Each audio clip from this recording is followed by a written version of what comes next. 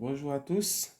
Dans cette vidéo, nous allons terminer le chapitre sur la géométrie des molécules.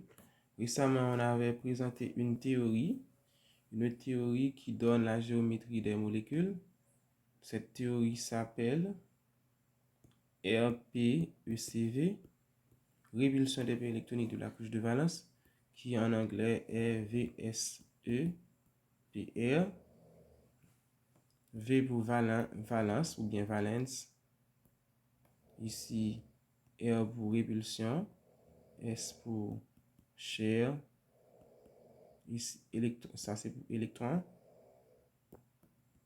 paire, ça c'est pour répulsion. Répulsion des paires électroniques de la couche de valence. Nous pouvons modéliser, nous pouvons simplifier cette géométrie-là. Nous pouvons simplifier cette théorie-là en disant que chaque molécule peut être représentée sous la forme de AXNEM. Donc, c'est ce qu'il faut connaître. AXNEM. Quand on va vous demander la forme de la molécule, vous allez donner AXNEM. Mais dans AXNEM, qu'est-ce que c'est? Eh bien, en fait, pour commencer déjà, qu'est-ce qu'on pensait avant? On pensait par exemple que les molécules étaient soit des structures planes ou bien linéaires. Par exemple, si je prends CH4, de la formule de Lewis, c'est C, liaison H, liaison H, liaison H, liaison H. Donc, si une personne dessine cette molécule-là, la personne pourrait dessiner quelque chose de plat. Alors que dans la réalité, CH4 n'est pas aussi, la molécule de CH4 n'est pas aussi plane, comme par exemple, vous pouvez voir sur cette image, qui est un exemple de simulation. Vous voyez ici, eh bien, les liaisons ne sont pas dans le même plan. Il y a, par exemple, si je pourrais disposer ça ici, ainsi, vous voyez, je tourne ça, vous voyez qu'il y a des liaisons, par exemple, il y a des liaisons qui sont dans le plan de l'écran, il y a d'autres qui percent le plan, qui se dirigent de l'autre côté, et donc c'est pas quelque chose qui est plat, c'est quelque chose qui est, comme on dit, en 3 dimensions, en 3D, donc c'est pas en 2D, mais en 3D. Maintenant, qu'est-ce qui va vous permettre de trouver la géométrie d'une molécule si on vous donne cette molécule-là? Eh bien, c'est la théorie de Gillespie, par exemple. Vous voyez, sur ce modèle-là, c'est écrit VSEPR en anglais. Et donc, si je clique ici, ça me donne la géométrie, ça me dit que ça a une géométrie tétraédrique. Maintenant, vous-même, comment trouver ça? Comment est-ce que vous allez faire pour trouver la géométrie d'une molécule? Eh bien, il faut connaître la théorie. La théorie dit que la molécule se présente sous la forme de AXNEM. Maintenant, dans cette formule AXNEM, il faudra définir chaque paramètre.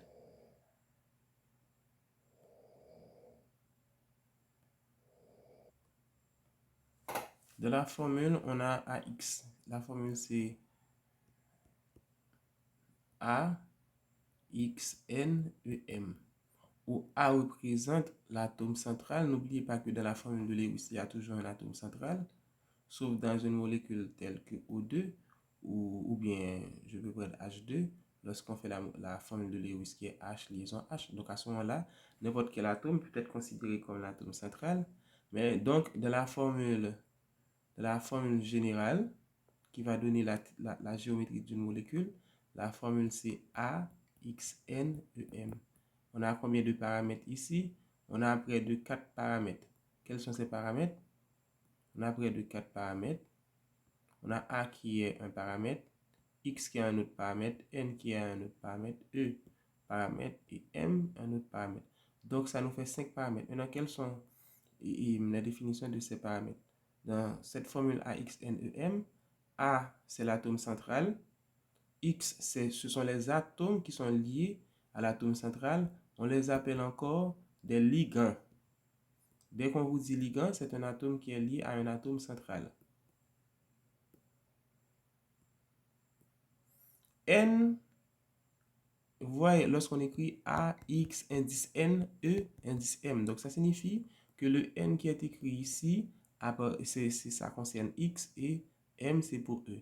Et donc, N représente le nombre d'atomes central, le nombre d'atomes liés à l'atome central, ou encore le nombre de ligands. Et donc, si j'écris AX2, donc ça signifie que A est mon atome central et il y a deux ligands X. Donc, il y a un X ici, par exemple, un X ici. Et E, de la formule E, représente les paires d'électrons non liants. Donc, ce sont les paires d'électrons qui se trouvent sur l'atome central. Comme par exemple dans H2O, on a H, liaison O, liaison H, mais on sait qu'on a deux paires non liants sur l'atome central qui est l'atome d'oxygène. Et donc, cette formule-là va être AX2, étant donné qu'on a deux ligands, E2, étant donné qu'on a deux paires d'électrons non liants. Et donc, au final, M qui est ici dans la formule, c'est le nombre de paires d'électrons non liants. Maintenant, pour en résumé, on va donner un petit tableau. Un tableau qui donne ces informations-là. Par exemple, lorsqu'on va vous demander de donner la géométrie, quels sont les différents types de géométrie possibles. Une molécule peut avoir une géométrie soit linéaire, soit trigonale, soit coudée, soit tétraédrique, soit pyramidale, soit un plan carré, soit bipyramide, ou bien bipyramide à base triangulaire, ou bien bipyramide à base carrée, ou bien au final, ça peut avoir une géométrie octaédrique. Maintenant, bon, il y a on n'a pas mis AX. Bon, je pourrais ajouter AX ici, parce que AX est également une molécule linéaire. Je vais vous donner des exemples. Alors,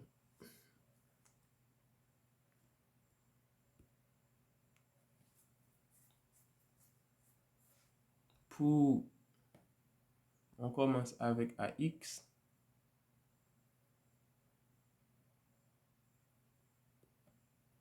Pour AX, qu'est-ce qu'on peut prendre comme exemple de molécule AX? Dès qu'on dit AX, c'est une molécule qui est linéaire. Qu'est-ce qu'on peut prendre comme AX? Je peux prendre H2, O2, Cl2, ces molécules-là, parce que donc dans AX, c'est un atome central qui est lié à un seul autre atome central. Par exemple, je peux prendre H2, c'est H liaison H, et donc ça, c'est une liaison qui est linéaire. Donc, ça va être la même chose pour O2, O de liaison O, toujours linéaire, et Cl2 qui est Cl, liaison Cl, toujours linéaire. Je vais donner un devoir où chaque élève aura à donner la représentation en 3 dimensions. Bon, ça peut être, si la molécule n'est pas linéaire, donc vous allez donner la représentation en 3 dimensions, mais si c'est une molécule qui est linéaire, donc la représentation va être en 2 dimensions.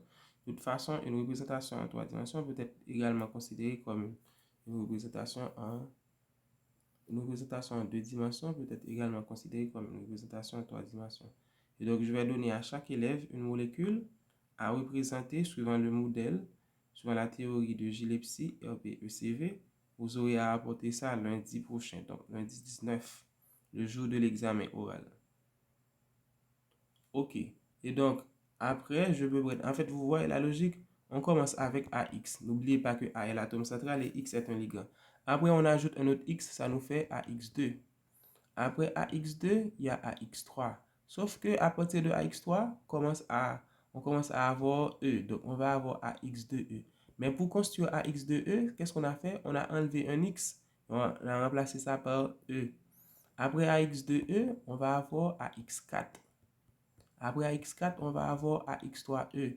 On a enlevé un X ici, on a remplacé ça par E.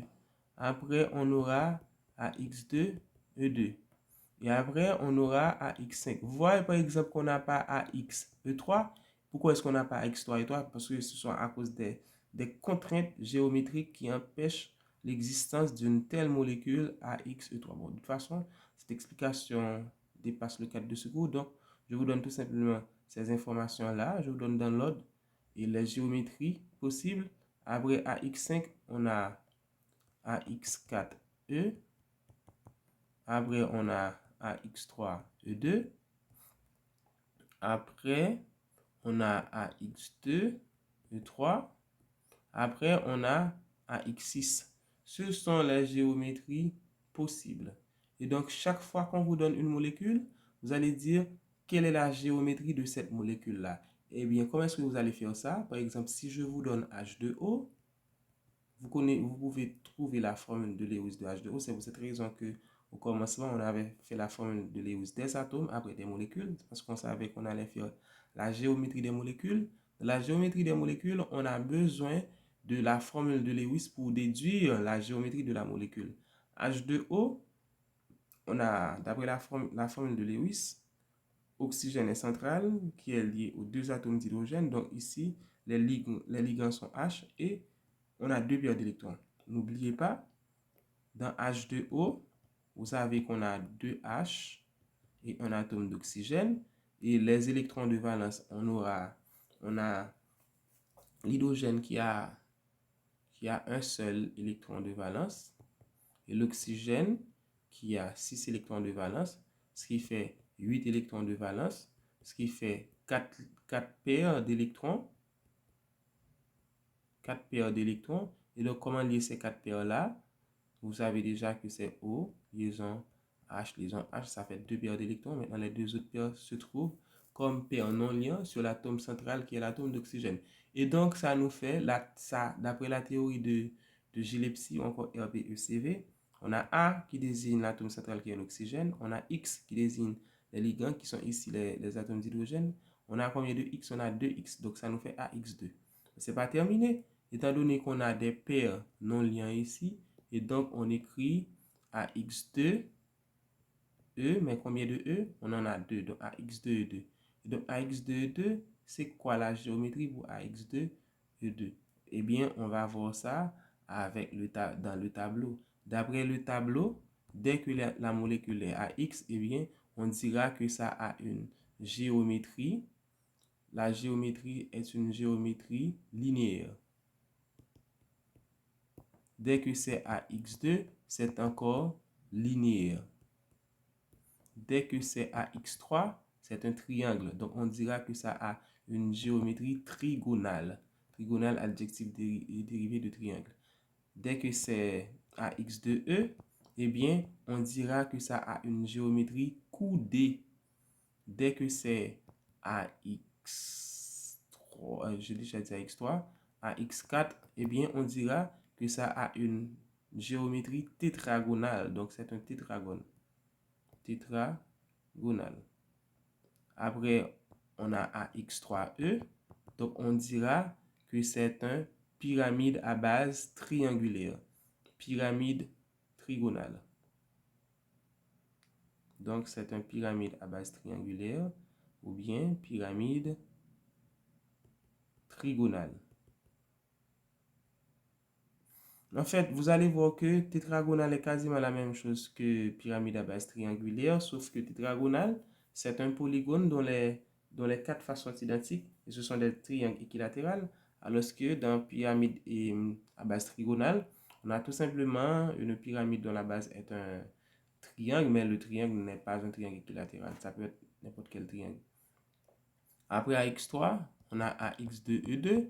AX2E2 est la même géométrie que AX2E. C'est une géométrie coudée. En fait, c'est quoi coudée? Coudée, ça a la forme d'un V. Donc, ça a cette forme-là. La forme de la lettre V. Donc, c'est ainsi. Dès qu'on vous dit coudée, coudée, ça a rapport à une mesure qu'on savait utiliser dans le temps.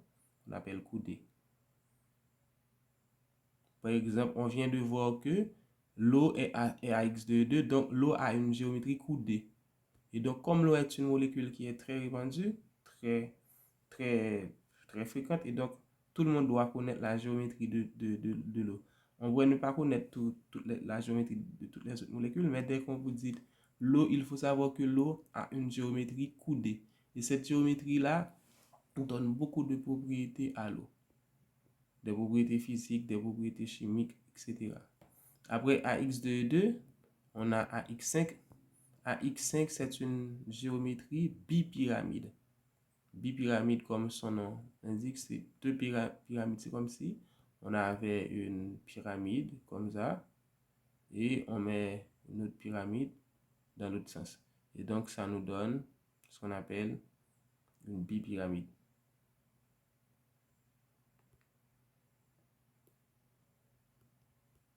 Après AX5, on a AX4E, qui est pyramide à base carrée.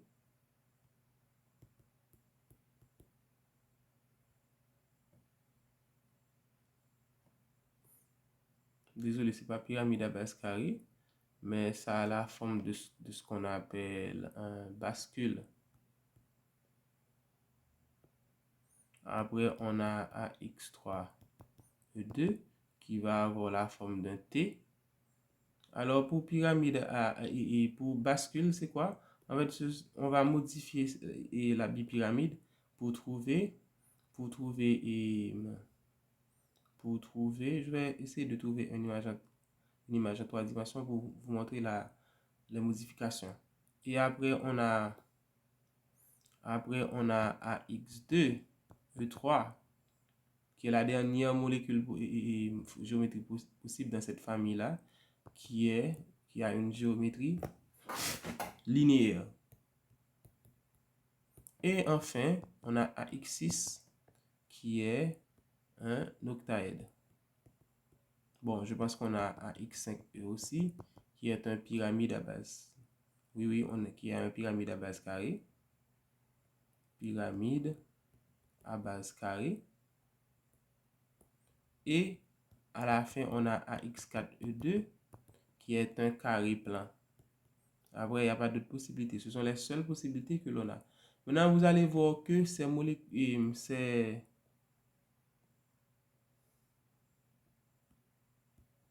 géométries-là forment ce qu'on appelle des classes. Il y en a qui sont de la même classe. Par exemple, AX forme une classe à lui seul, AX2 une deuxième classe, mais pour AX3, ces deux-là sont dans la même classe. C'est quasiment la même géométrie. De même pour AX4, AX3, AX2, même classe. De même pour AX5 jusqu'à AX2, E3. Vous allez voir que on a AX5 ici. Lorsqu'on fait la somme de ces indices-là, ça donne 5 aussi. Donc, c'est ce qui nous permet de trouver la classe. De même, ces trois-là ensemble sont dans la même classe. On a 6, on a 5, 1 ici, ça fait 6. On a 4, 2 ici, ça fait 6. Donc, ce sont les mêmes classes. Maintenant, quel est l'objectif? Dès qu'on vous donne une molécule, il faudra dire est-ce que c'est AX3E2, est-ce que c'est AX6, et dépendamment de ce que vous aurez trouvé, vous allez dire que sa géométrie est soit une bascule ou bien un T ou bien linéaire, etc. Donc on pourrait vous donner des molécules au hasard et on vous demande de donner sa géométrie. Par exemple, si je vous donne une molécule qu'on connaît assez bien, qui est la molécule d'ammoniac de formule NH3. NH3 s'appelle ammoniac. Eh bien, ammoniac, vous avez que c'est composé de 2 N et de 3 H. NH3, donc ça a combien d'électrons de valence? Avec N qui a 5 électrons de valence et les 3 électrons de valence de l'atome d'hydrogène, ça fait 8 électrons. Et donc, ça nous fera 4 paires d'électrons. Donc, on peut appeler ça sous 4 liaisons. On a N qui est centrale, qui est lié à 3H. Donc, ça fait 3 liaisons. Où est-ce qu'on va mettre la quatrième liaison? Eh bien, la quatrième liaison va se trouver comme paire non liant sur l'atome central qui est N. Et donc, on vient de trouver sa géométrie.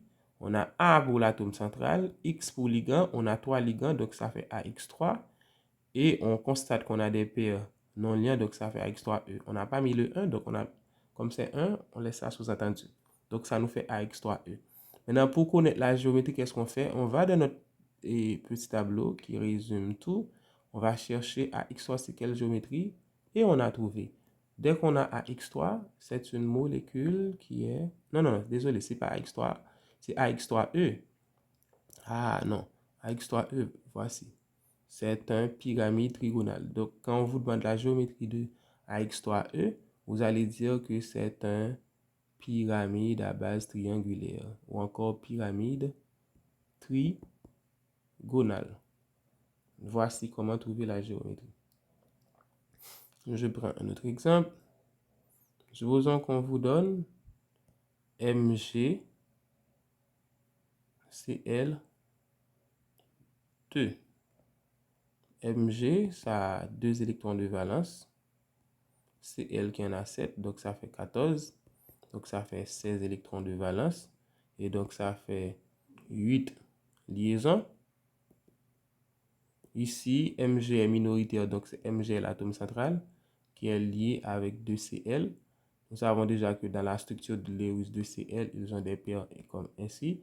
Donc ça nous fait combien? 1, 2, 3, 4, 5, 6, 7, 8. Donc on a nos 8 paires qui sont disposées. Donc qu'est-ce qu'on constate ici? Le pauvre atome de magnésium, lui-même, il n'a pas de paire électronique sur lui. Donc, d'après la théorie AXNEM, MgCl2 est A qui est pour l'atome central qui est Mg et X2. Et donc AX2, ça a quelle géométrie? Ça a une géométrie linéaire. Donc, ça signifie quoi? Ça signifie que la molécule de MgCl2, c'est une molécule qui est linéaire, qui n'est pas comme la molécule de CH4.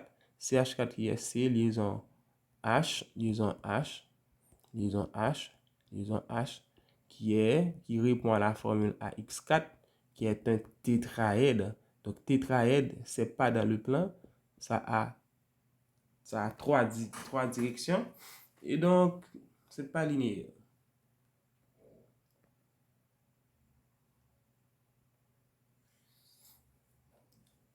En fait, il y a quelque chose qui n'est pas correct dans ce tableau-là. AX2, oui, AX2, c'est toujours linéaire.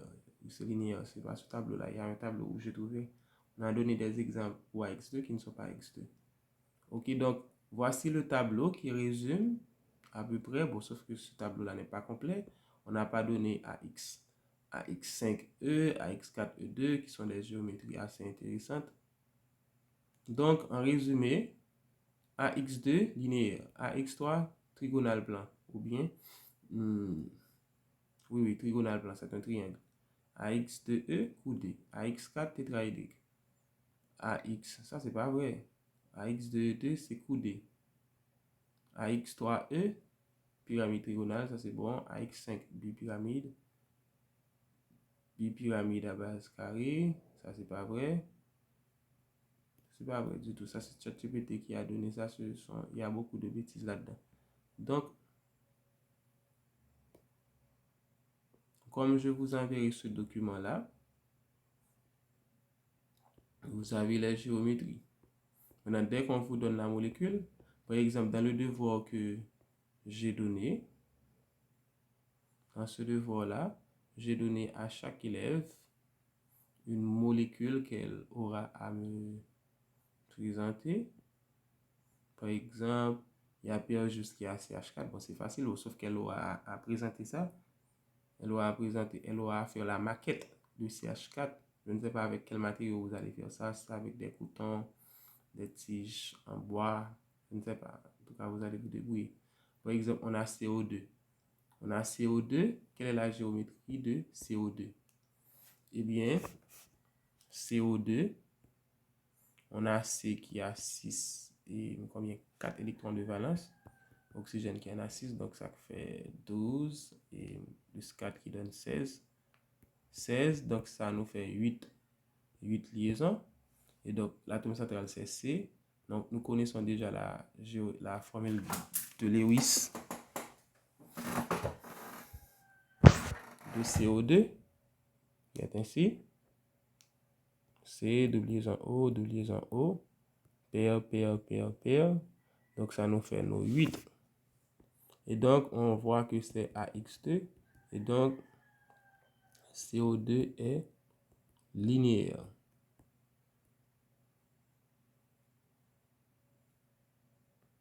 Je prends un autre exemple.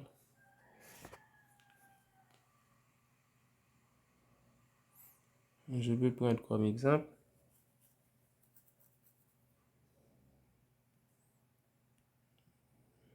C2H6. J'ai bien fait de prendre comme exemple C2H6. Je vais prendre C2H6 comme dernier exemple avec C2H4 et C2H2. Nous avons déjà fait ces molécules-là comme exemple nous avons déjà donné leur formule de Lewis. Par exemple, avec C2H6, on a C, liaison C, et on a 3H pour ce C, 3H pour l'autre C. Alors que pour C2H4, il y a une double liaison. On a H ici, C, H, H. Et enfin, pour C2H2, on a une triple liaison. Triple liaison F2C, on a H ici et H ici. Eh bien, vous allez voir que ici, lorsque vous êtes dans ces molécules-là qu'on appelle des hydrocarbures, eh bien, ici, on n'a pas qu'un seul atome central. Cet atome-là est considéré comme un atome central. Et cet atome-là, j'ai oublié l'atome de H qui était ici. Et cet atome-là également est un autre atome central. Donc, chaque atome de C peut être considéré comme un atome central. Et donc, cet atome central-là, ici, il est lié à 4 ligands. Donc, il est à X4. Et donc, il a une géométrie tétragonale. Donc, c'est un tétragone. Géométrie tétragonale. De même pour cet atome-là, il est lié à 4 ligands. En fait, il est lié à 4 ligands. 3 de ces ligands-là sont des atomes d'hydrogène, alors que le quatrième ligand est l'atome de carbone voisin. De toute façon, il a toujours une géométrie tétragonale. Mais ici, si je considère l'atome de C qui est ici, lui-même, il est à X3, parce qu'il a 3 ligands. Donc, il est un triangle. Il est un triangle. Un triangle plan. De même pour cet atome-là, il est toujours un triangle. Alors qu'ici, l'atome de C qui est ici a une géométrie à X2 et donc il est linéaire. Et donc en général, dans les hydrocarbures, les composés qui sont formés que des atomes de carbone et d'hydrogène, CX, HY, on ne connaît pas les quantités forcément. Dès qu'il y a que des simples liaisons, eh bien, on a une géométrie tétragonale. Par exemple, si on a cette molécule-là, C, liaison C, liaison C, donc je mets H ici, H, 3H, 3H ici pour respecter la tétravalence et 2H ici. Donc, on n'a que des atomes tétragonales. Alors que lorsqu'on a une double liaison, eh bien, on aura une géométrie triangulaire ou encore trigonale. Par exemple, si je considère cette molécule-là, C, double liaison C, eh bien, on a H ici, H ici et 3H ici. Eh bien, vous voyez ce qui est intéressant ici? Cet atome est trigonal. Idem pour cet atome trigonal. Mais cet atome lui-même est tétragonal parce qu'il a 4 ligands. Tétragonal. Et à la fin, dès qu'on a une triple liaison, on a une linéarité. Exemple, si on a C, liaison C, triple liaison C, eh bien, on aura par exemple H ici, et un autre H ici, un autre H ici. Il n'y a pas de H ici parce que ça a déjà 4 liaisons. Et on aura un H ici. Et donc, AX2 linéaire, AX2 aussi linéaire, mais AX4, ça c'est tétragonal. Et donc, dès qu'on a une triple liaison, on voit qu'on a une linéarité avec la triple liaison. Maintenant, de la géométrie, l'autre chose qui est assez importante, c'est l'angle de liaison. Par exemple, si je considère la molécule de CO2, C, double liaison O, non seulement c'est linéaire, mais dès qu'on vous dit linéaire, on a des angles. Par exemple, ici dans CO2, on a un angle de 180 degrés ici. Donc, on va vous demander de donner également les angles de liaison. Alors que dans une molécule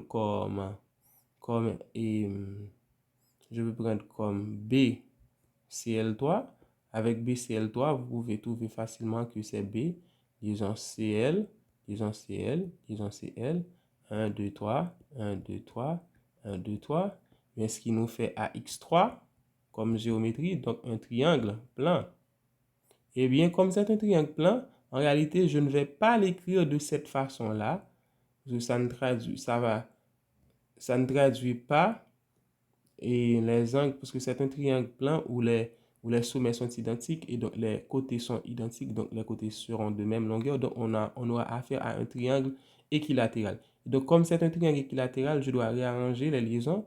Donc je vais mettre B, mon atome central, et chaque atome, chaque ligand sera orienté suivant le sommet d'un triangle équilatéral, de façon à ce que on ait un angle au centre équilatéral qui est égal à 120 degrés. Donc, j'aurai 120 degrés ici, 120 degrés ici, 120 degrés ici. De toute façon, vous savez que la somme doit donner 360 degrés. Et donc, dans une molécule telle que AX3, à géométrie triangulaire, eh bien, l'angle de liaison, lorsqu'on vous parle de l'angle de liaison, c'est l'angle entre les liaisons. Eh bien, on a un angle de liaison qui est égal à 120 degrés. Ça aussi, c'est un paramètre qui est extrêmement important.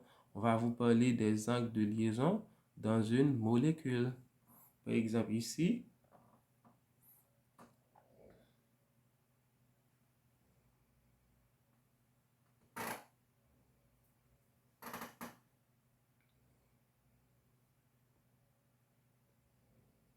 ici, l'angle de liaison, d'après vous, c'est combien? Eh bien, c'est évident.